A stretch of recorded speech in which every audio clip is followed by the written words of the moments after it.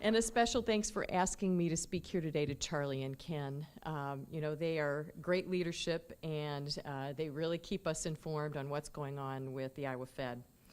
As a Democratic state senator, I realize the importance of speaking to a group of 50,000 members representing about 520 unions throughout Iowa. Your mission statement has always been clear: to improve the lives of working families, bring economic justice to the workplace, and social justice to our state and to our nation. But in our present political climate, this mission is becoming more and more difficult, and you feel that, I'm sure.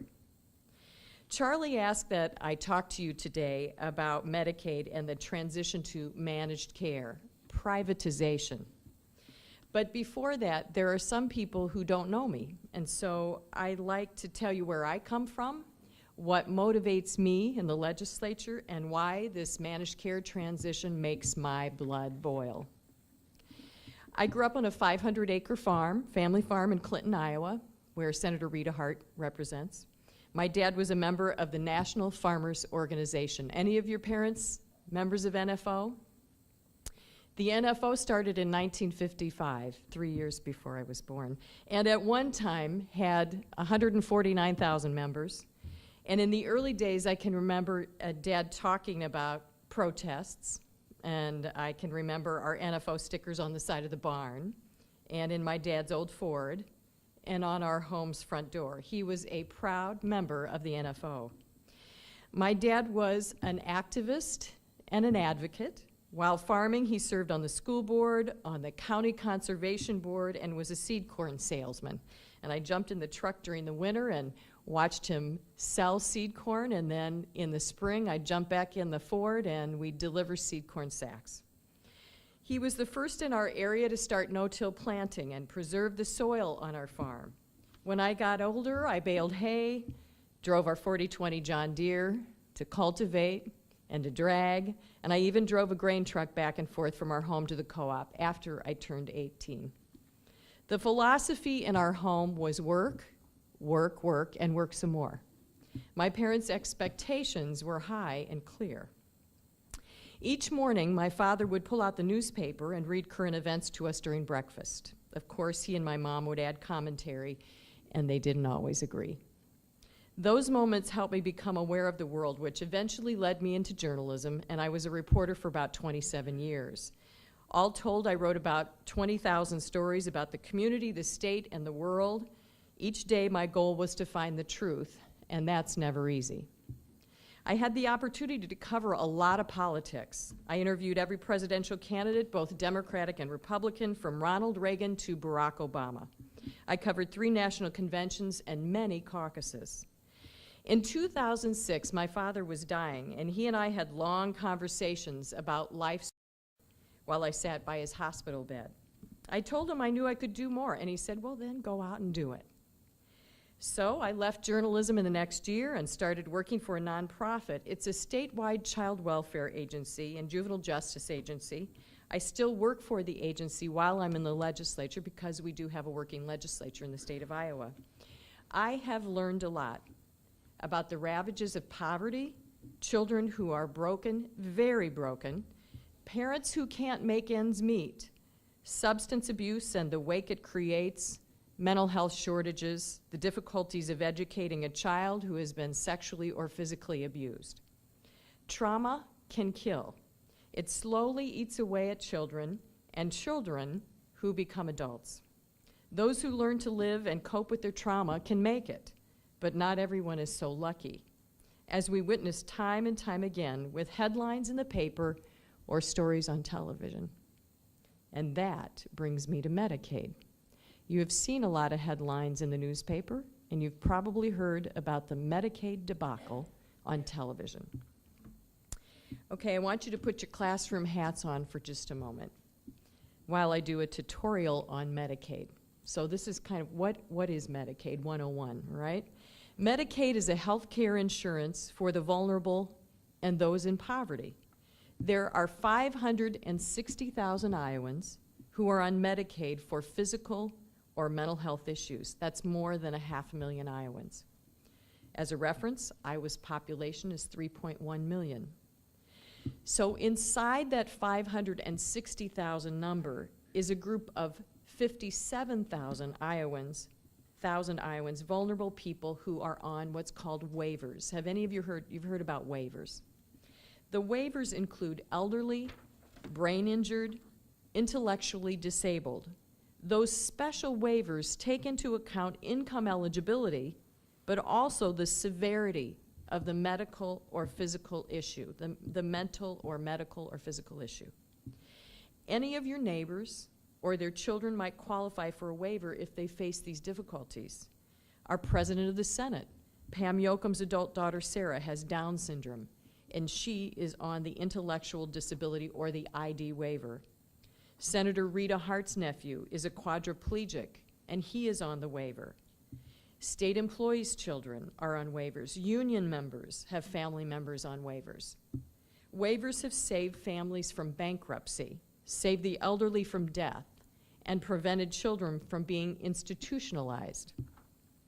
Those on waivers are some of the most complicated medical cases, Dr. C.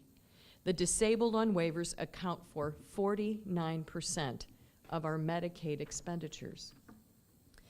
Our Medicaid budget is large. We spend a total of $4.2 billion on Medicaid each year. This is the recent number, is 4.2. The state of Iowa pays about 45% of that amount, and the federal government pays about 55%. As a comparative, Minnesota has 5.4 million people and spends $10 billion. Arkansas has 2.9 million, well under, about 1 million less than we do, and spends more than we do, 4.8 billion on Medicaid. So those are some comparisons. The Federal Centers for Medicare and Medicaid Services, you've heard of CMS, that's in the news. CMS reimburses states from a formula, now I'm really getting deep, called the FMAP. The FMAP calculates per capita income for our federal match. So while the feds match us at 55%, some of the poorer states like Kentucky and Alabama receive as much as a 70% match because their per capita incomes are lower. So that ends our classroom session. You can put your pencils away, and I'm not going to test you on that. But now begins why I'm really ticked off. The governor announced last January in 2015 that the state's Medicaid system would transition to managed care, privatization by outside companies. The reason, he said, was to control costs, and I don't recall that he said anything about improving the quality of care. I think it was a subparagraph. In essence, the state of Iowa Medicaid Enterprise, IME, would no longer handle the claims and reimbursements, and managed care would do all of that. As a concept, and in a perfect world, managed care is an interesting idea, moving a patient along a continuum of care. Instead of paying for a singular medical issue one at a time, fee for service is what it's called, but that's as a concept. According to several research groups, managed care hasn't panned out.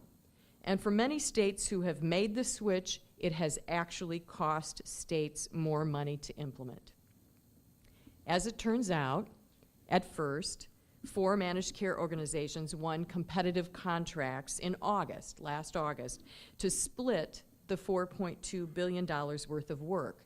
Not one of those managed care organizations was from the state of Iowa. It wasn't long before it was discovered that one of the MCOs, WellCare, failed to report a fraud case in Florida where execs pocketed $25 million, personally pocketed $25 million. There were also some inappropriate communications between former state legislators and WellCare during the bidding procedure. WellCare now has been thrown out of the mix, and all the people who were assigned to WellCare, automatically assigned about in September, are now scrambling to be reassigned. What a mess. But that's only one issue.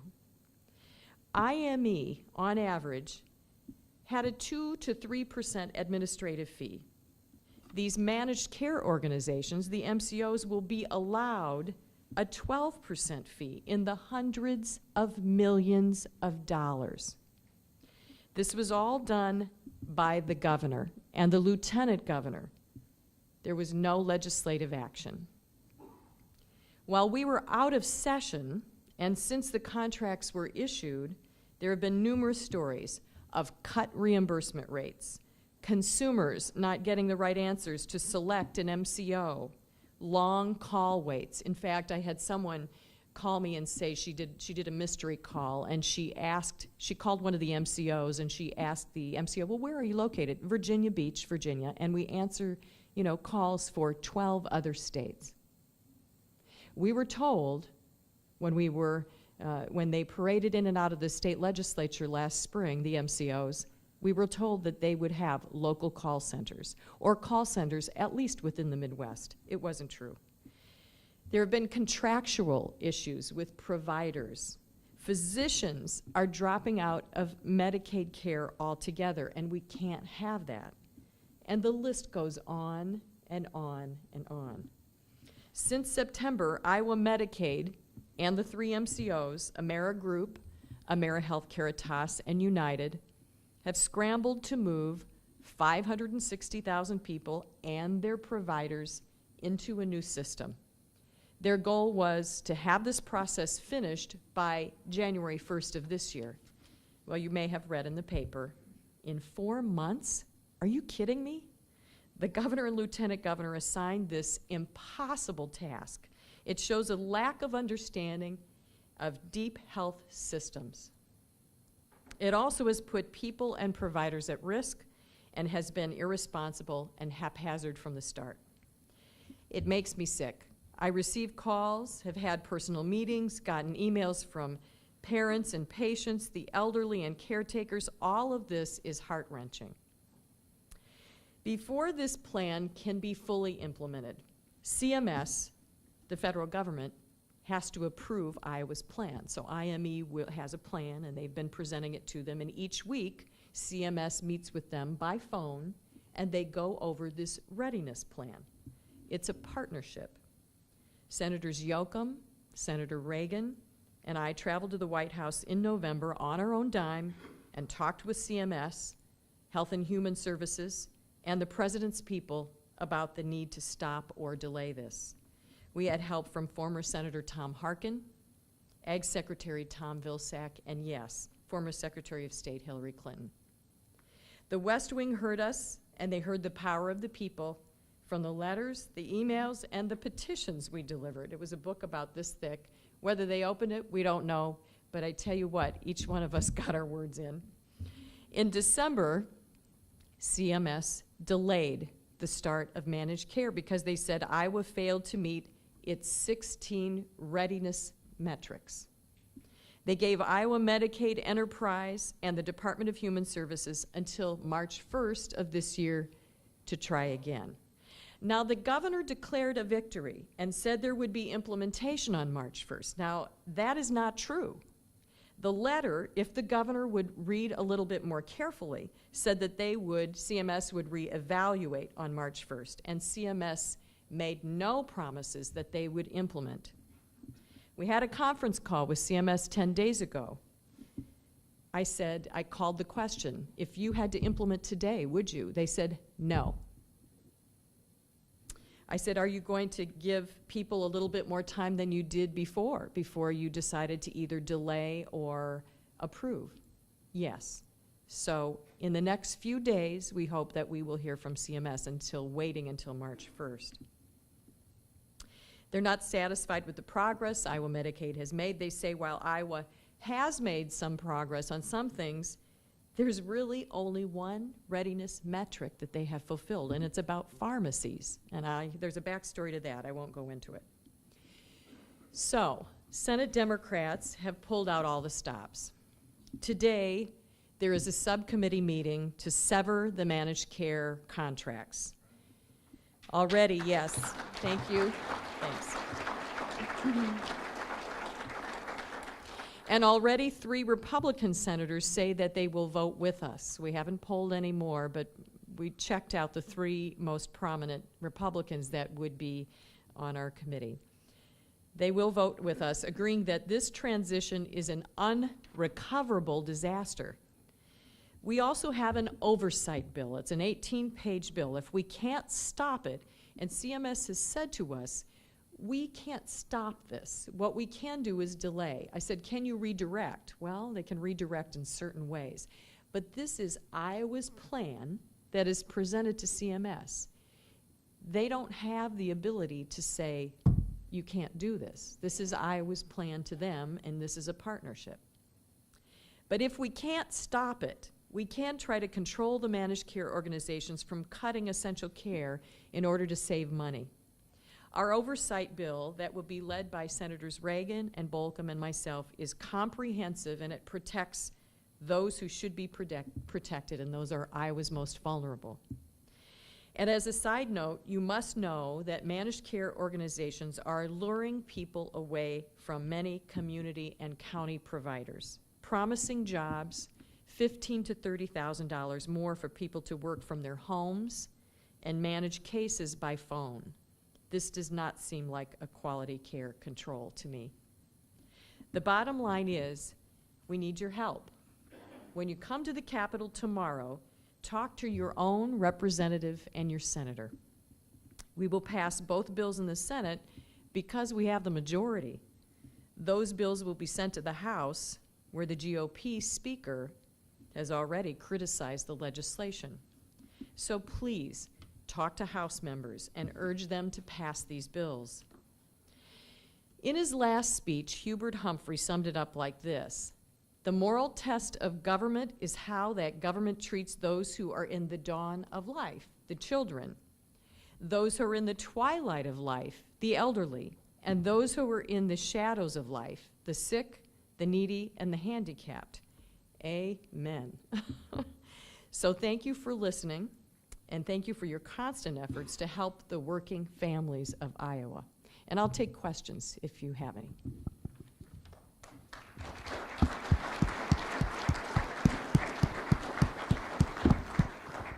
Yes. That bill number is Senate Study Bill 3081. Yes, it is, sir. Yes, it is. That's the Medicaid, that's to sever the Medicaid contracts. So you have some handouts in there, and I will make an announcement. So these bills came out late last week after these went to the printer. So I can update you on what the 2 bill numbers are. John, could you repeat the end Yes. Medicaid one? It's Senate Study Bill 3081. Thank you. I just know by the titles. I'm not good with the numbers sometimes. So, and essentially, it asks that we redirect this transition to the affordable care organizations to try to look at some of the research or some of the results from the SIMS grant. Instead of a unilateral decision by the governor, it calls for coming back together again, getting information from providers, from consumer groups, and finding out what's going to work best. I asked during, we had 2 oversight, not oversight as in the oversight that Joe Bolcom was talking about rules and oversight, but we had a special Medicaid oversight. We had 2 meetings this fall, one in November and one in December, to talk through and listen to consumers, have them testify about some of the issues that they had experienced. And during the second meeting, I asked Mickey Steer, who is the IME director, why didn't anyone bring up with you to regroup or reorganize IME? Why are we just moving this all to privatization? And she stared back at me blankly. She said, no, that didn't come up. That would be wouldn't that be the essential question? If you have Iowa Medicaid Enterprise with 2 to 3% administrative fees, they're not the best run organization in the world, but they were doing pretty well. Much better than what we're going to be facing here. Much better than what we're going to be moving to. Their clean claims return was an average of between 15 and 30 days, And now, in some of the provider manuals and some of the contractual agreements, the MCOs say they would reimburse, they have an allowance to reimburse within 60 days and sometimes 90. And then it could go to appeals. In Kansas, this is absolutely a mess. Do we have anybody from Kansas in the room today? CanCare is what it's called. And there was just a newspaper article published a couple of weeks ago that basically had testimony from the hospitals. And they said that their claims were being systematically denied. And they had statistics to show that many of their claims were just being flat out denied. And the MCOs reported back and said, no, these are the statistics we have. And they were completely different. And they were saying, the MCOs were saying, well, we approve about 80% of those claims. The 20% that go to appeal, we, again, approve about 80% of those. The hospitals were saying, that's not what we have. That is not what we're showing. And so oversight, this oversight bill addresses that very issue. It's reaching inside of an MCO and getting some of their statistics for us instead of being laundered and, you know, the statistical laundering going through IME before it gets to the consumer or the public. Yes. Senator, thank you for being with us this morning and for all you do for us. Thank you.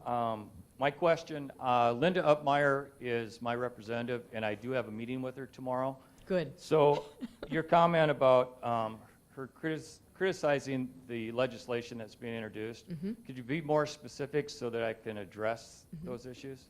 And Linda is a member of the healthcare group. She is a nurse practitioner, I believe. And she and Amanda Reagan were able to come to agreement on expanded Medicare. Remember a few years ago when we wanted to add more people to, Medicaid. Did I say Medicare? Medicaid. And so Amanda, Senator Reagan, and Representative Upmeyer came to an agreement on that. So that was good. As we've moved forward, I think we all agree we want the best health care possible for people on Medicaid. You want the best health care possible for your family members when you're on commercial insurance, right? When you go to the doctor, you want to make sure that you're able to go to the specialist that you'd like to go to, that you're prescribed medicine that works, you know, all of that. Well, Medicaid patients are no different. And so Speaker Upmeyer has been quoted in the newspaper as saying that Democrats don't care about the quality of health care. Instead, they want to go back to something that's archaic, which is IME. That's not at all what we're saying. What we're saying is this decision was made without us. The transition has been haphazard, which will be a cause and effect. So if we're going to start out this way, how are we going to end up? Providers are being locked into contracts. They don't even know what they're signing. Reimbursement rates on some of the contracts haven't even been placed in the contracts. So people are signing these blind contracts because they have no other alternative to do the work. So I would say when you address Speaker Upmeyer, you know, tell her that Democrats do care about the quality of health care. We do. And the reason we do care is why we're fighting so hard to make sure that a transition isn't this haphazard, that we delay or we try to stop this and put together a better plan, because we can. The other argument, the governor keeps saying, well, you know, it fluctuates. 24 states, 39 states, throw out a number, he's used them all, have managed care. Not like this. CMS says this is the first state that has ever pushed all their Medicaid across the table. That includes all the waiver programs, the 57,000 most difficult cases, and the rest of the Medicaid, adding up to 560,000. The very first call we had with them in September, we had a conference call, and they said, we don't know why Iowa is doing this, but this is going to be very difficult to do all 560,000 people in 4 months. They told us in September it was going to be difficult. And so I guess I would call on Speaker Upmeyer that she would take a step back and not fall in line with the governor, and that as a healthcare professional, she would look at this and not let the pleas of the consumers fall on deaf ears. Yeah, Senator, thank you so much for all your work. And but I have a friend in Florida who actually works in one of these managed care things, and sort of defends it in some ways. Although he said that what they did there was started pilot programs in certain counties, Yes. and this was a long transition period where they slowly developed the expertise and put this in place over a long period of time. And also had access to, and actually sent me a copy of the CMS letter that was sent to Iowa, you know, that was appalling, of course, page after page of how screwed up our system was.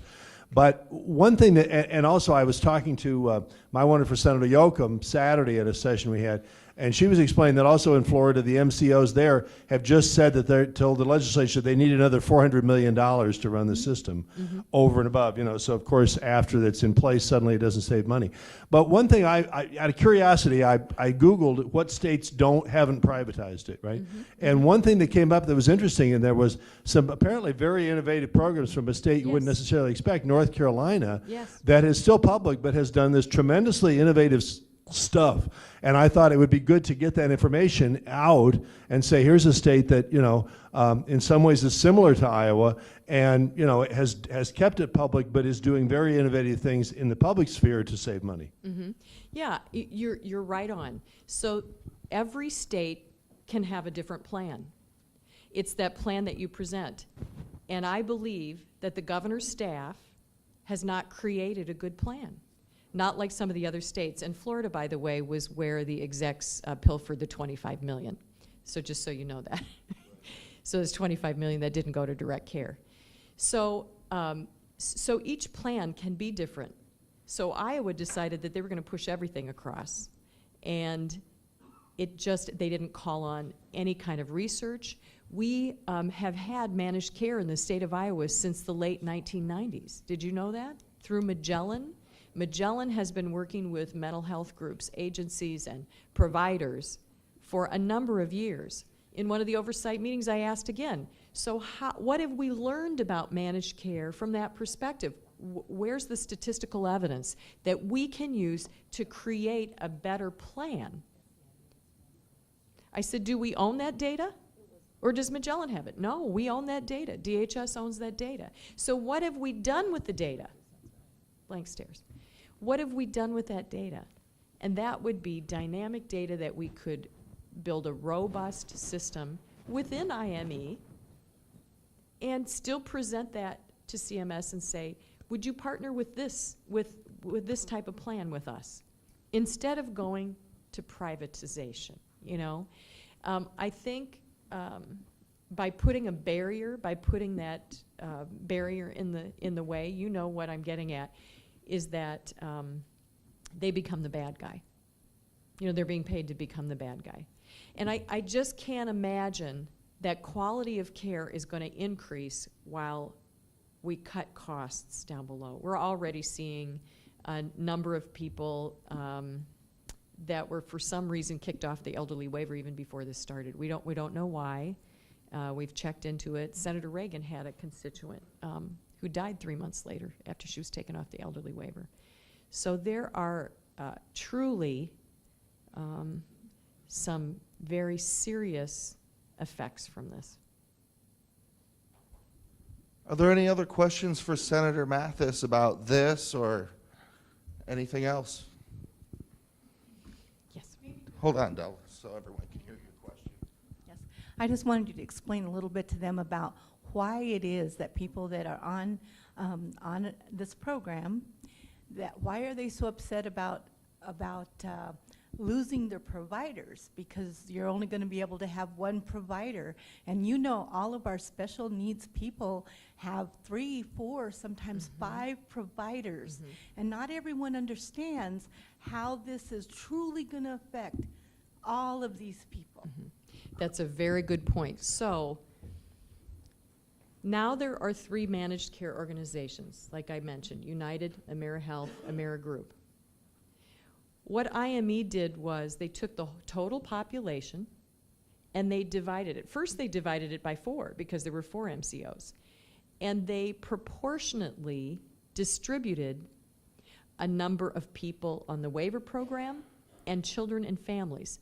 So they weighted the proportionality, right? So they distributed evenly among all four. So maybe one of the four wouldn't be receiving more of the ID waiver, and it would cost them more to run their plans. From there, then they sent contracts out to all doctors, all long-term care facilities, all nonprofits who take care of people with mental health issues and children, to all of these groups. That's called the provider network. So let's say your child has cerebral palsy, and they have a neurologist that they go to at the U of I hospitals and clinics, but their primary care physician is in Cedar Rapids, all right? Those two doctors, one has signed up with United, and the other has signed up with AmeriHealth. Okay, so what is the child and their parents supposed to do? They have to make tough decisions.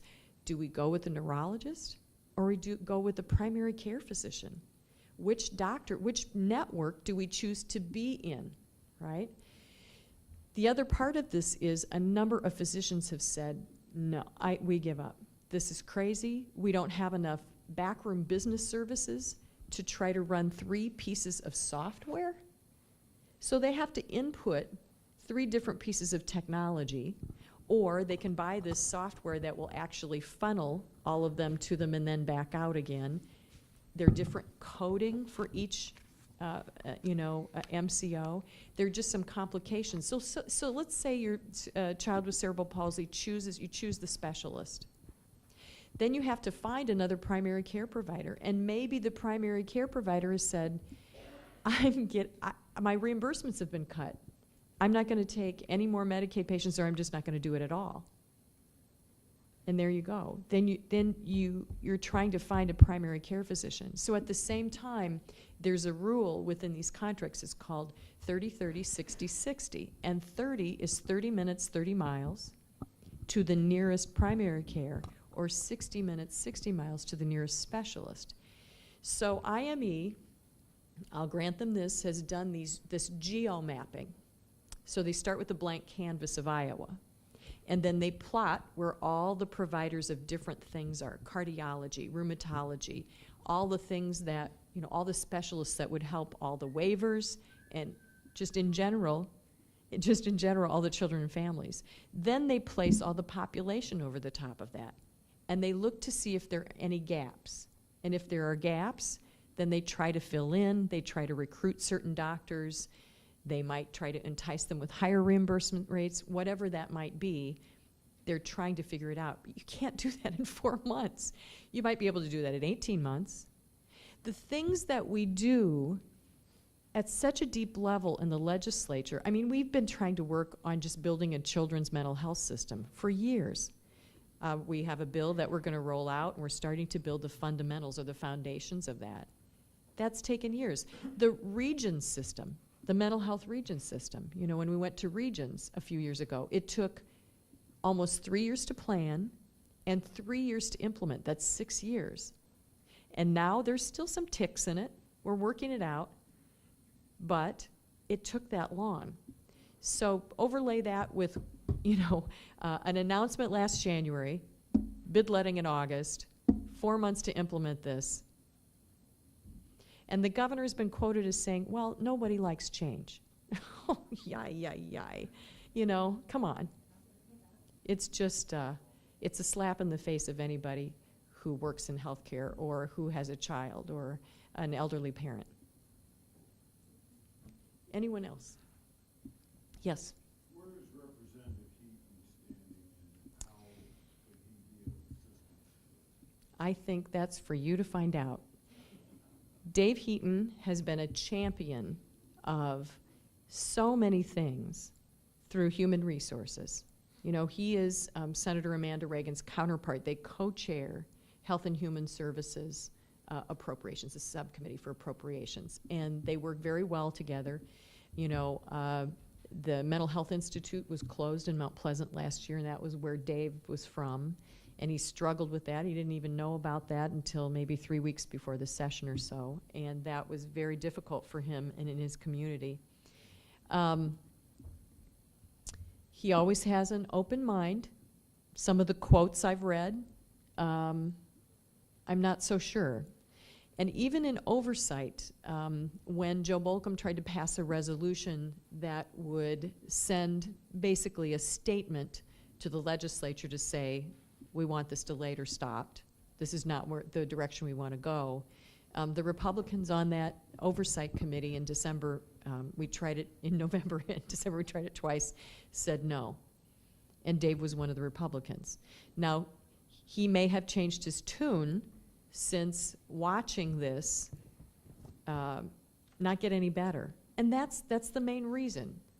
You know, you give it a couple of months, what does this look like? Oh, looks like a train wreck here. And it is, it continues to be a train wreck. You give it another month, okay, let's see what happens in January. Are we getting anything ironed out? No, we are not moving in the direction that we should be. And so that's why we need to sever this and either start all over again, do something better. We can do something much better than what's been proposed. Thank you very much for paying such close attention and going through the Medicaid 101 with me, and I'll see you at the Capitol tomorrow.